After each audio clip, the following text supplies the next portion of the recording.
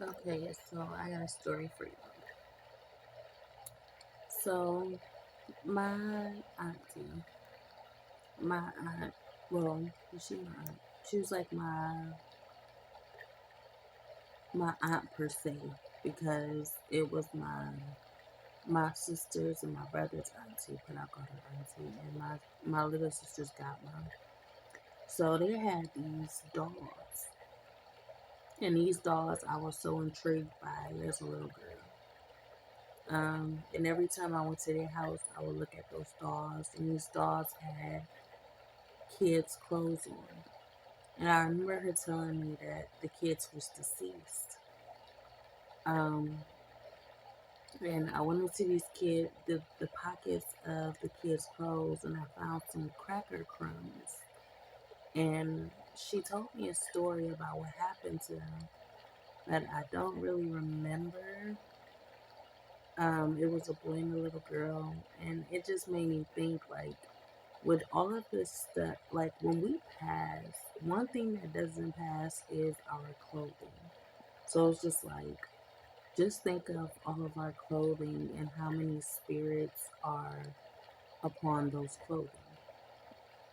You can be wearing somebody's shirt, you can be wearing somebody's socks, you can be wearing somebody's pants, you can be wearing somebody's overalls, somebody's night clothes from years, decades, eras ago. Because that's one thing that doesn't pass, but we do. So I don't know. That's just something to think about.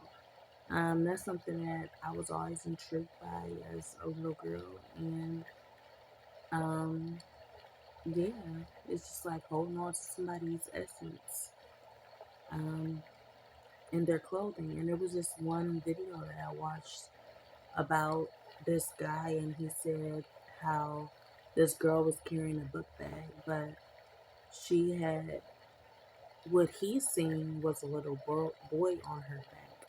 He didn't see a book bag. He seen a little boy. And what I thought was that, maybe it was the spirit of that little boy who had the book bag prior or before she had it. Of course, that's not what he seen. He seen something about, she had too many miscarriages and abortions, and her evil spirit was after her.